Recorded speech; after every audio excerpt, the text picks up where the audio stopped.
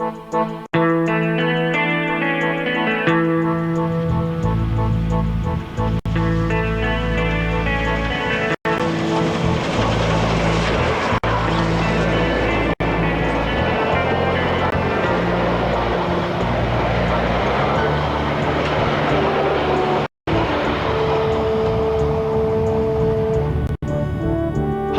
I'm Scott McGregor, and welcome to Railway Adventures Across Australia. And welcome to Devonport, Tasmania. I've just crossed Bass Strait's ferry here on the overnight journey from Melbourne. The sea was like glass. My cabin was comfy, which is just as well because I'm a bit of a landlubber. I'm keen to explore Tasmania, not just because I know it's a beautiful place, but because I'm doing it in a very special way. The way it should be done, in my opinion. By train.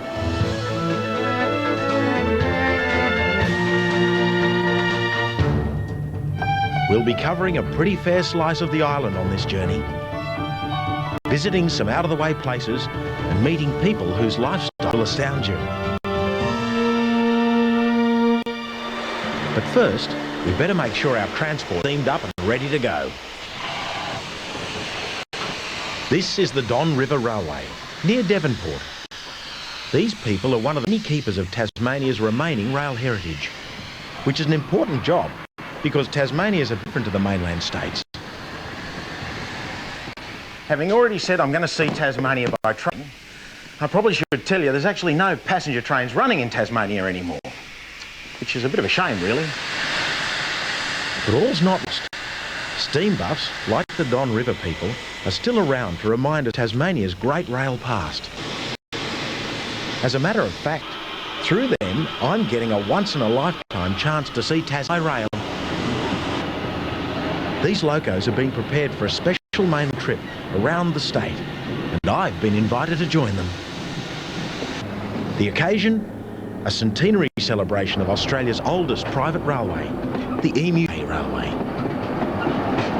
This railway has been carrying ore from the West Coast mine up to Burnie on the Emu Bay line for 100 years.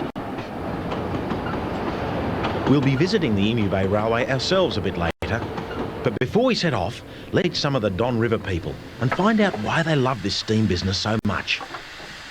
And in particular, Anne, because a woman up in the cab of a go is a bit of a rare thing. Firing her up? Yes. I heard this one's been today, so I thought I'd better have a look in. Good. Now, the obvious question has to be, what is it about steam? Taste. The taste. Smell. Yeah, right. And the sight. Yeah. And the sound, of course. And the sound, of course. Yeah. That just about sums it all up. The taste of steam. I couldn't have put it better myself. Old or young, male or female, something about steam just gets into you and holds you there. When you open your regulator, that's the first position there, like that. Up there, yeah. And it will take off probably like a scalded cat with no load on it, you see. Yeah. Even blokes like F, who drove for Emu Bay Railway for 12 years, can't keep away from it. Just sneak away quietly. Even in his retirement. Then you'd open it up and then pull it back to sneak away quietly. I reckon you could drive that. I'm a rusty old bloke and I can do it, so how about if you have a go at it? Like it. Right. It's going to let me do something I'm always keen to do. Drive a mainline steam loco. You don't have to open it right up to there to where I showed you. Right. Just do it by feel. She's off on her own. That's the roller bearing. Jeez, just move up like a sewing machine. That's right. Magic.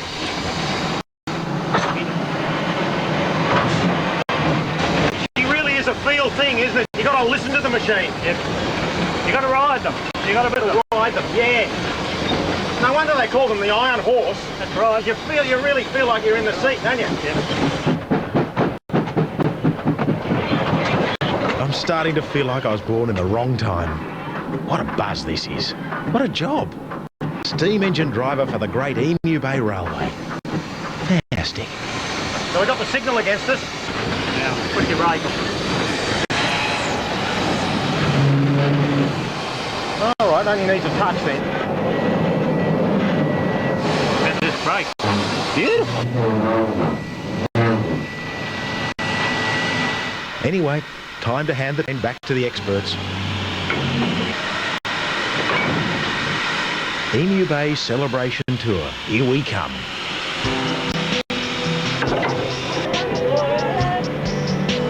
Oh,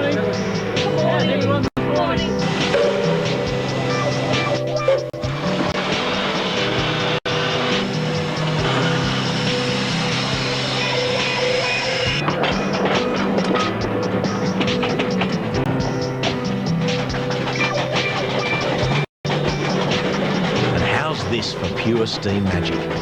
3 locomotives, triple heading it. They should get us down the line okay.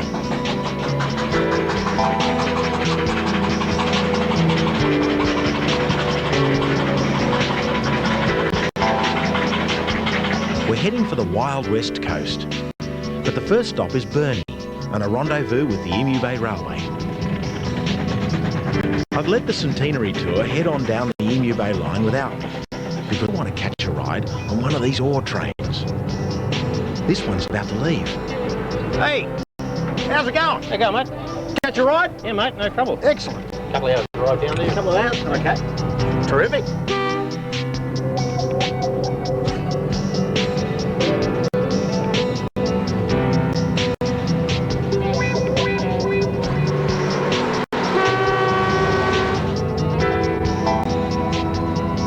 My host for the day is driver Ron Maggs, who's been with the railway since 1958. Must have started young.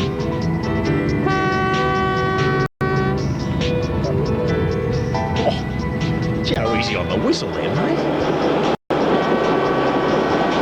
Usually the driver does this trip alone, but I've got a feeling Ron's enjoying having me along for the ride. We're headed for Hellier Mine, which is just off the Emu Bay line, to pick up a load of zinc concentrate. So how many wagons have we got on the back? 20. 20. And how heavy's the train when loaded up?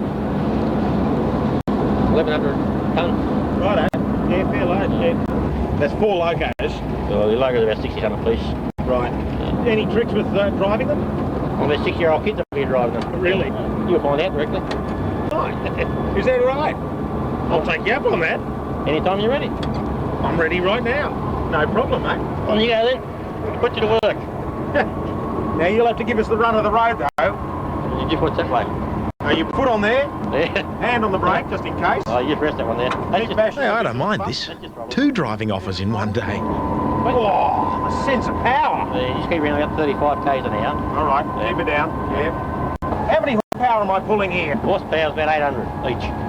800 each, so, 4 It's 8s. 32. 3,200 horsepower. Reckon you can handle that one? Oh, it feels great, mate, I tell you. I reckon you'd enjoy this job. Yeah. Oh, I could really get the hang of it. We're heading down to a fascinating area, not only as far as train journeys go, but in terms of how Tassie was developed last century. I'm talking about the mining industry, of course, which literally sprang up overnight down here. And believe me, this is a fine example of how railways and development went hand in hand when the country was being opened up. Oh, But forget all that. I'm having a great time. Seems to be enjoying this. all right. Yeah, Sorry, just blow had the to. whistle. Oh, you got to blow the whistle. Feel it brewing up inside you and you just got to do it. Ease it back a bit. Ease it back a bit, Yeah. sorry. I'm getting a bit excited. I can see that. Righto. I just got the signal from the director. Did you? Oh. Yeah. Yeah. Perhaps it's time for me to rejoin the steam trains and let Ron return to his peaceful routine. Riding the big diesels is great, but it's something that's going to take me further into the wild west of Tasmania. See you after the break.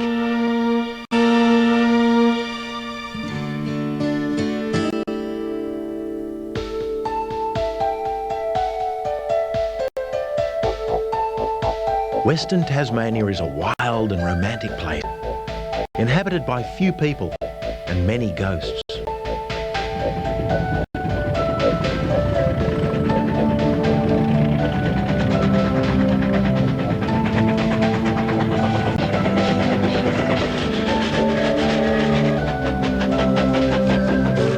Once the minerals were discovered here, in the middle of last century, the rush was on.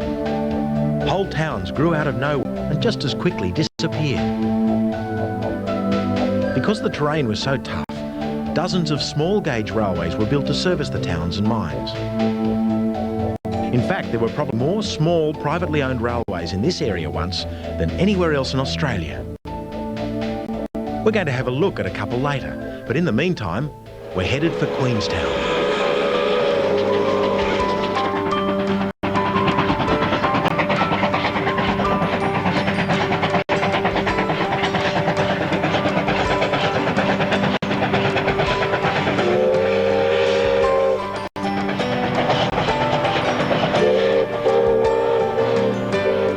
it's no understatement to say that as you get closer to Queenstown, you notice a big change in the landscape. Rich green gives way to stark brown. Queenstown itself is quite a sight. These incredible hills give the place a kind of lonely frontier town feeling. Unfortunately, they're the result of some environmentally disastrous smelting practices in the past. Slowly the vegetation is growing back, though I don't think the hills will ever fully recover. Something in South Africa during Some the local World War people or like it something that way. that. Oh, okay. On the hills. Pat Hull is a miner's widow and local artist. When I came She's been a here, Queenstown they were resident for most of her grey life. And so what's your opinion about the look of Queenstown? I mean, gravel. is I it... love it. You love it? Yes, I do. A lot of people would think that's quite odd, but why? Where would you get colours like that? And especially at sunset, is it magnificent? I suppose it does tell a story. Yes, it does. What's the story about the river? Oh, it's much prettier than it was. Is that right? Yes, Even though it's orange and ugly. yes. What did yes, it look it's like? Grey, sludge, thick, soupy. That was until the remediation started to stop all the sludge going down into Macquarie Harbour. Have they given an idea of how long it will take for the river to rejuvenate? Hundreds of years, really. Is that right? Yes. I suppose you wouldn't like to see the copper smelters start up again. Definitely not. Especially when you didn't see the sun till about 1:30 in the day. Is that right? And it went again about 4:30. So was in there a the smell winter. over the town? Oh yes, it smelled of sulphur. Acid rain, but we Acid didn't rain. know it. Mining still goes on in Queenstown, but it's a lot friendlier to the environment than it used to be, and much more efficient.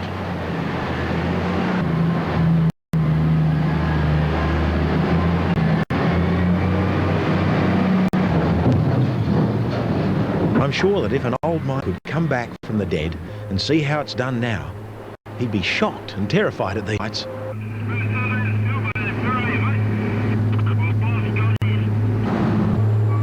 But enough now. Let's get back to the old days and those little narrow gauge trains I was talking about earlier.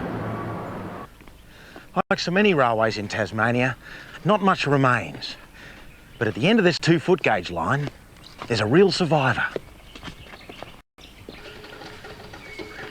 Meet the locomotive Ouija Wood. This loco was once the only link between the township of Tulla and the rest of Tasmania. Hey, Bill. Yeah, not too bad, thanks. Tell me about the name, Wee George Wood. It was named after an English comedian in the 1920s. So it's like the loco's a comic character, eh? Well, apparently he was a very small chap at the time, a small comedian, and the loco was named after him. By the people here?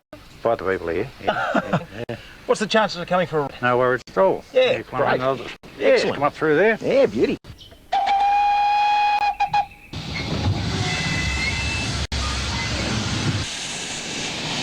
The small township of Tulla was established in 1900. Wee Georgie came on the scene in 1924. This little train worked tirelessly, bringing people and goods in, taking ore out to meet the Emu Bay line until 1964, when the highway opened and the railway became redundant.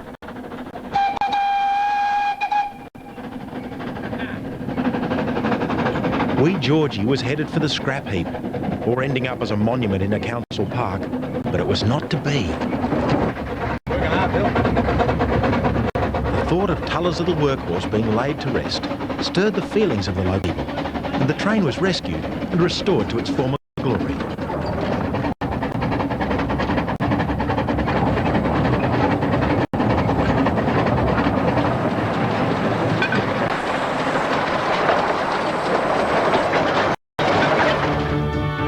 After the break, we'll visit. We're still in the wild west of Tasmania, exploring the old private railway lines that once dominated the transport industry down here. Perhaps the most amazing of all the little railways was the Apt.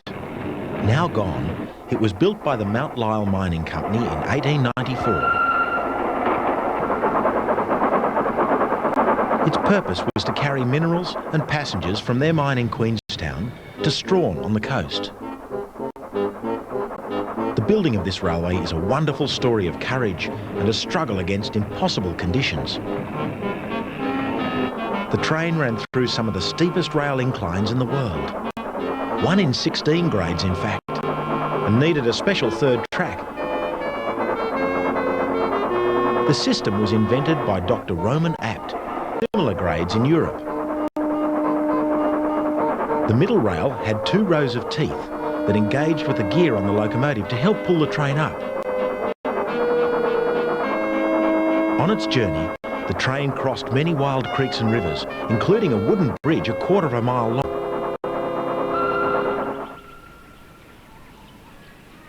Over a century after it was built, the route the line took can still be clearly made out.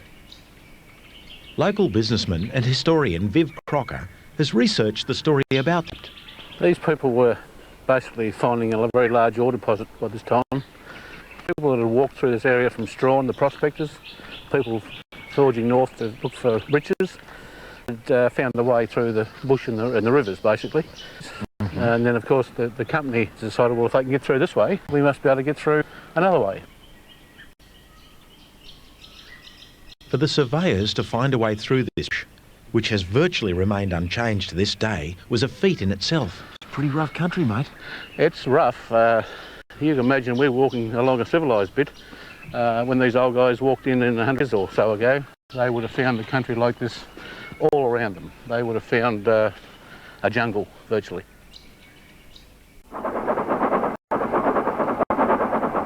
People in 1894, including some of the surveyors working on the project and many of Mount Lyell's shareholders, believed the railway was a waste of time and couldn't be built. But the engineering principles used by the builders were right on the mark.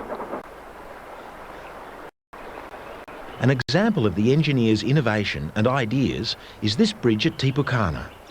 It was shipped out from London in sections, assembled on pontoons and floated into place. The engineers then sank pontoons with sandbags and secured the bridge in place. The whole operation took 3 months. The small town of Tipukana flourished around this bridge. Today there's nothing.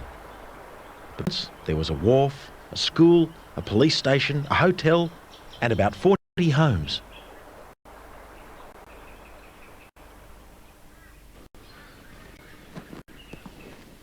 So, where are we now?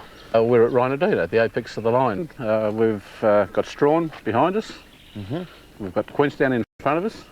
And this, of course, was the 220 metre above sea level high point of the line. There were 2 lines here. Hard track here. Double track here. Locos would water from the overhead gantry. They had water tanks built up in the bushes up on the bank. This is what this is? This is the gantry. Right. 2 locos would frequently pull here and water. And So there should be a major interchange with trains coming and going and watering. Yes. And There were a little village along behind us. There was 3 little homes there where Nothing left of that? lived. Nothing left of it, unfortunately. The family lived here, of course, serviced the rack and serviced the apt.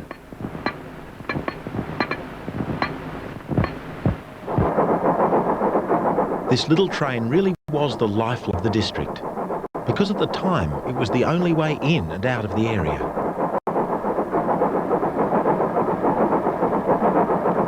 When the railway finally closed in 1963 and the rails were removed, one of the most precious tourist assets that Tasmania possessed was lost.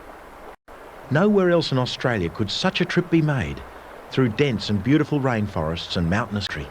This bridge doesn't look too bad, Viv. But recently, government finance has been made available to restore the app to its former glory. And who knows, one day the little train of the mountains, with its shrill whistle and billowing clouds of steam, run into Strawn Station once again.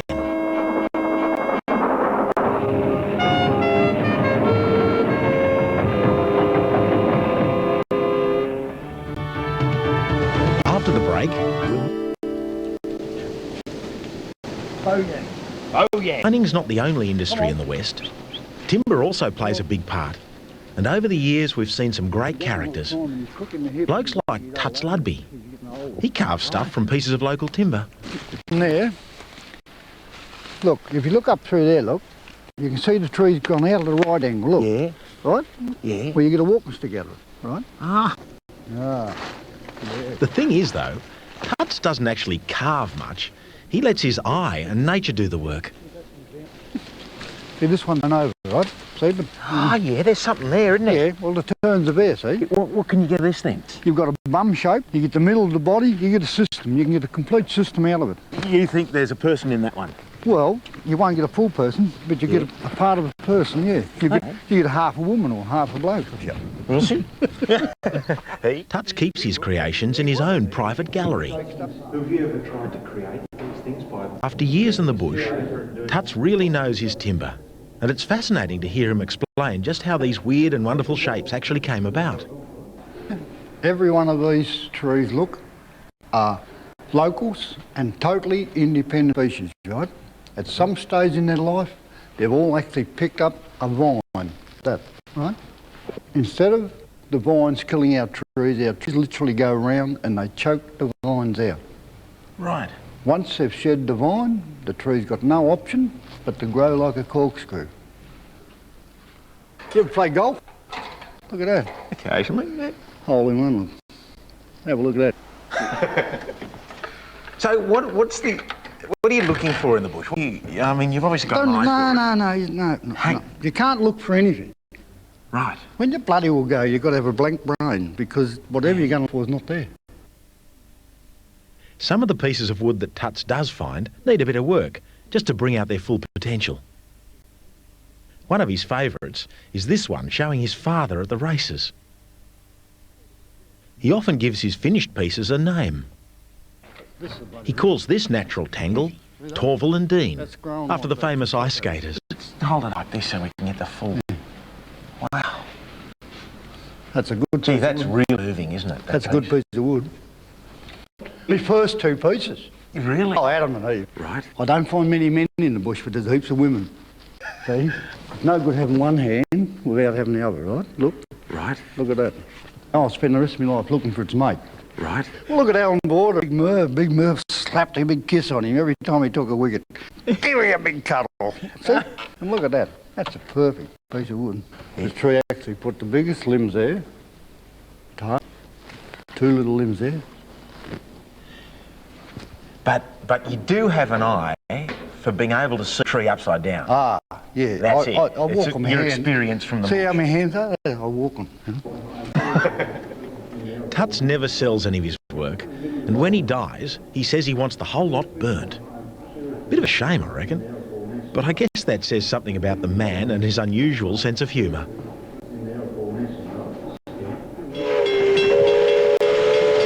But to really tell the timber story, we've got to get on the move.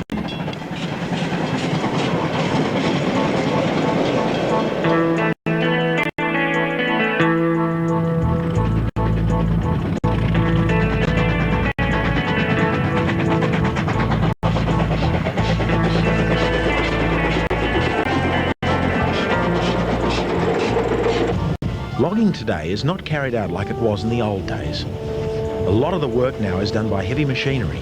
More efficient, more cost-effective, say. But the bloke I'm on my way to see now thinks differently.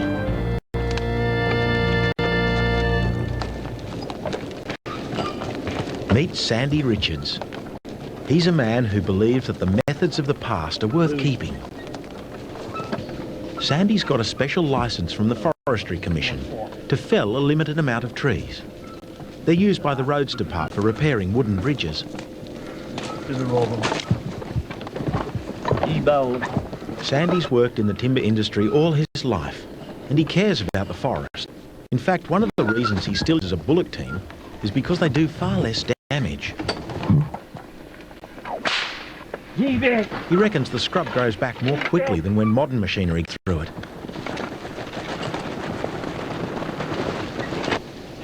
He does have one piece of the 20th century on hand, though. So, Andy, this is your one concession to modern technology, this chainsaw? That's it, yes. And you've got the bullocks tethered just in case they take off. You've got the handbrake on, hold them back. Sandy's first job on a tree is to cut a wedge in one side of it, so it'll fall in the right direction. This tree, by the way, is about 60 years old. We're in regrowth forest that's been logged before. And what you've done here is actually aim it, have you? Yep. Well, You can measure. What's the technique here? Well, you hand in each corner, and you look up the tree, and you should go over that little pole there. So you can sight it. Yeah. Can I do that? Yep. Right. Oh, I see. Spot on. Should be. Then the job is done. This is a tricky time, actually, because no amount of skill can really predict which way the tree will kick back when it falls.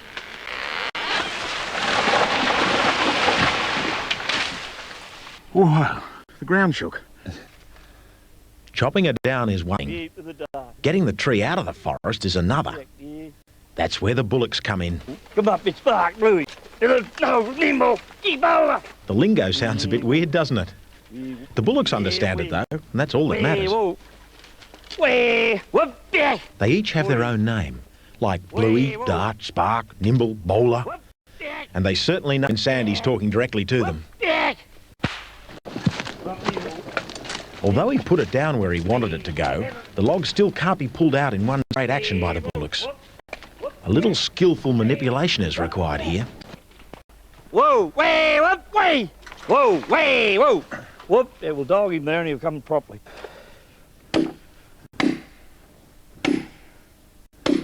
He's done that before. Yeah. With a diesel tractor, this job is a cinch. Just push everything out of the way. But Sandy reckons this is a better way. And I certainly agree with him. Whoop back, whoop back. Come here, nimble. Get him. Finally, the log's free, and we're away. Get over, Devon. Devon. You're going to push up on your arm. Whoa, wait. He did well. Got him round the corner. This fella Brilliant. wasn't pulling, then you had to push him up. Bluey, Spark, nimble. Sandy makes it all look so easy. But things don't always go to plan, and accidents do happen. Whoa, The dangerous bit is always the top of the slope. But one day I was coming down a hill, steep hill, and just come over a bank like, and real steep, and the chain broke, and their brother said, "Sang out to me to stop the bullocks," and I stopped him just as he was on the balance. If he'd went, he'd killed a lot of them because he's a big log. But he's a bigger log than this fella here was pulling. Oh, big, about 20 foot long, and bigger than that. You never lost a bullock? No, I never lost anything. Ye-boa! You're the dart, you're the robin! Sandy reckons he's the last of the old bullock drivers who actually uses a team on a full-time commercial basis like this. Gee back! Back to the bowler! When he goes, a lot of these skills will disappear with him, and that's a shame. Gee, whoop back, gee back! Gee, they're off, aren't they? They're off, yeah. They're keen to go home, mate. Yeah, that's what Reckon it's a feed happening, can't they? Yeah. Louis. I can't help feeling what a privilege it is to meet Sandy and his team.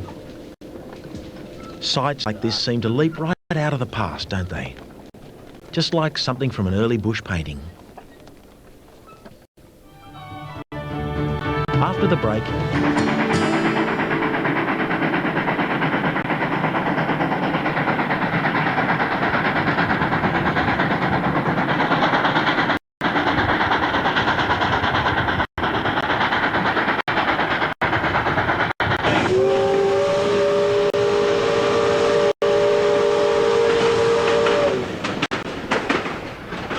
Have you ever wondered what a guard does at the end of the train up here? Come and have a look. Cooks the bacon and eggs, of course. Great job, Noel. Going well. Good on you. Yep, they're cooked, they're cooked. Smells great, mate. We're into it. while Noel and I are enjoying our bacon and eggs, we pass through the beautiful northern Midlands, looking as much like one of the English home counties as I've ever seen.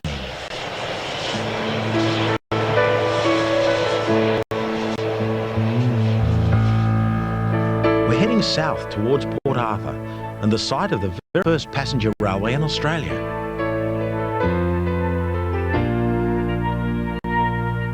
But before we do that, I'd like to pop in and see a bloke who lives near there. This is Bush Mill, a wonderful turn-of-the-century recreation of a timber mill bush settlement. It's just down the road from Port Arthur.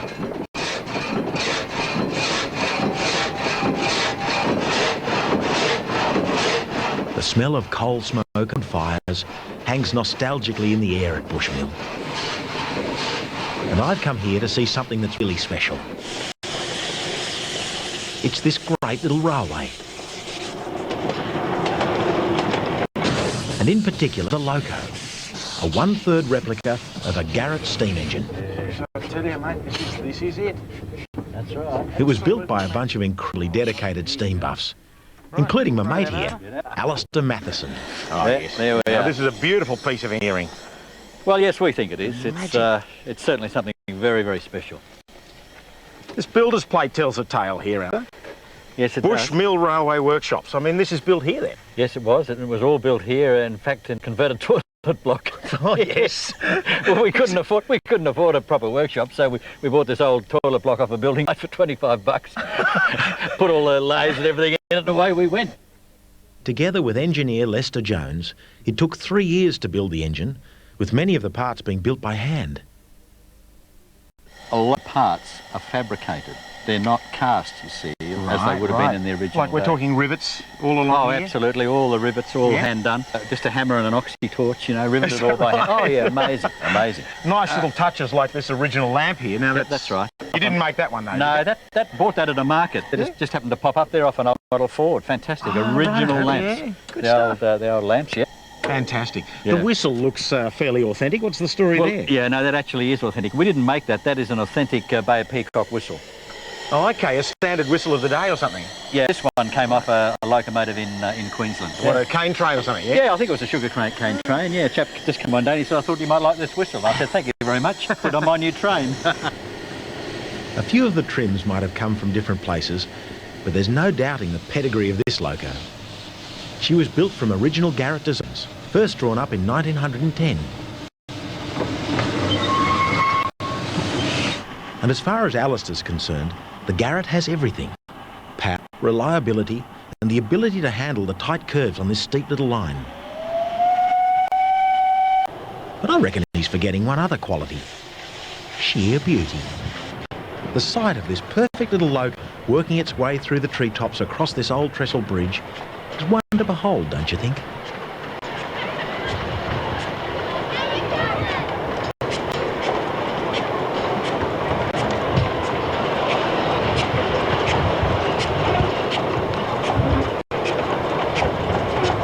Anyway, time we moved on down the road.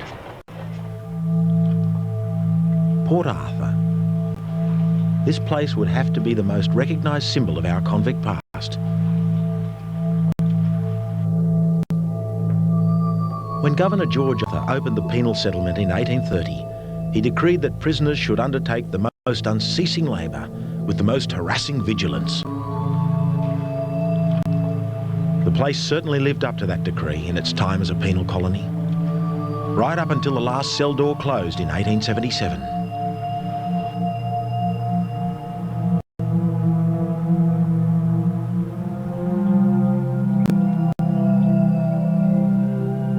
We're intrigued by the misery our forebears suffered here.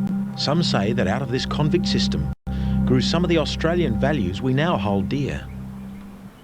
Such as ambivalence to authority, quest for freedom, and our views on mateship. Port Arthur has also served as a sort of inspiration for many artists and writers over the years. For example, in 1927, Mark Clark's novel, For the Term of His Natural Life, became one of our earliest feature films.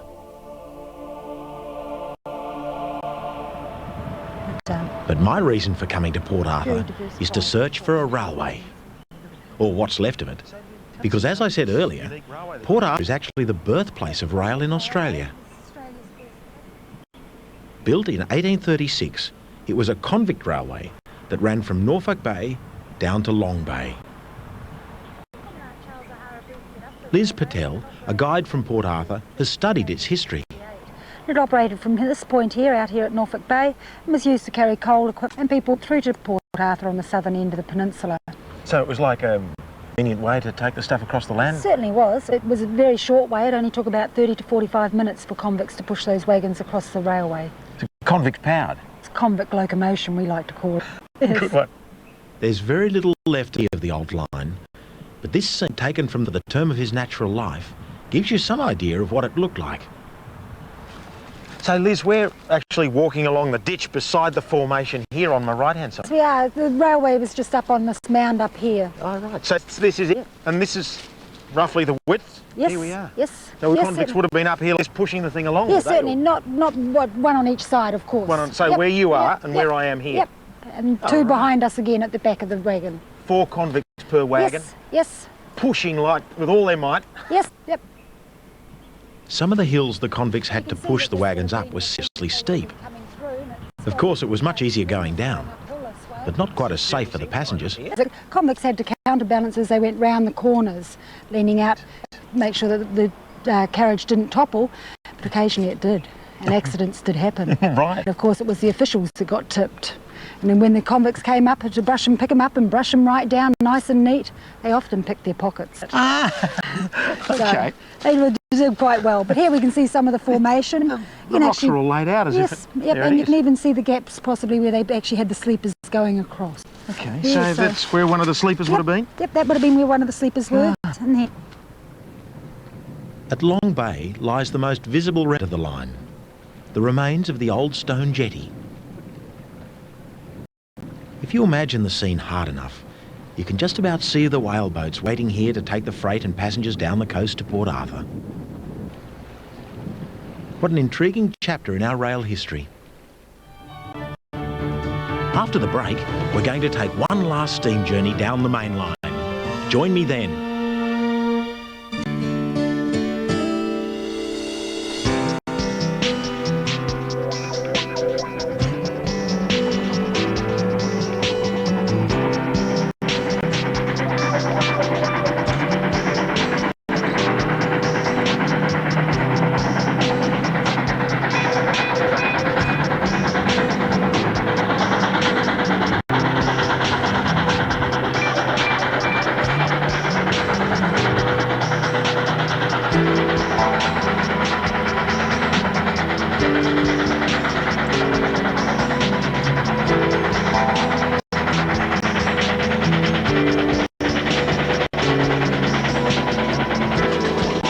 See for miles on a day like today.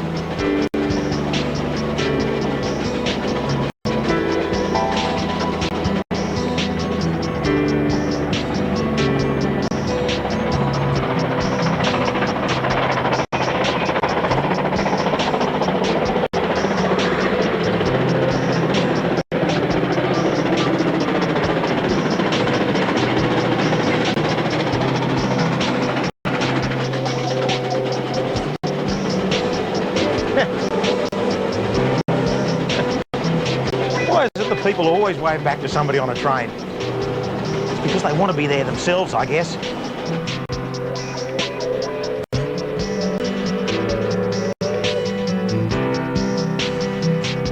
We're back to Don River now.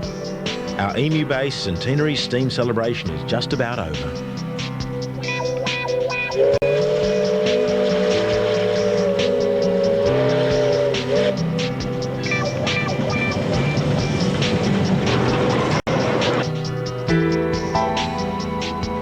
Relaxing in this carriage, looking out at the passing countryside, conjures up some really evocative images for me. I can sense blokes going off to war, kids going off to boarding school for the first time. I can see a furtive glance across the carriage that ended in love. All this and more. It's what makes it so romantic for us.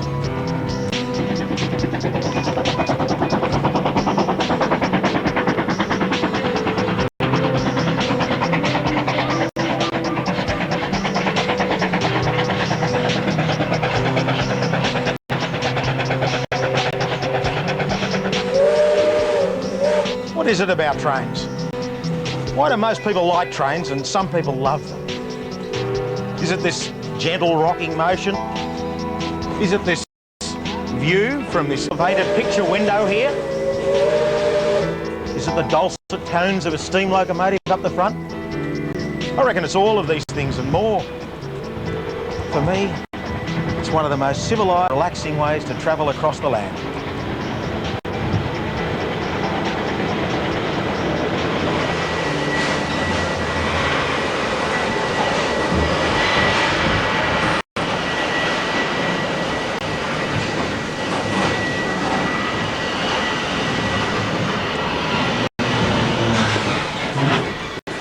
Well, that's Tasmania, as far as this railway adventure is concerned. I hope you've enjoyed coming with me to the places we've seen and meeting the characters we found at the end of the line. There's definitely an argument to be had for bringing passenger trains back, not just here in Tasmania, but all over Australia. And as you can see, it's happening. You know how I feel. There could be no better way to see this great country of ours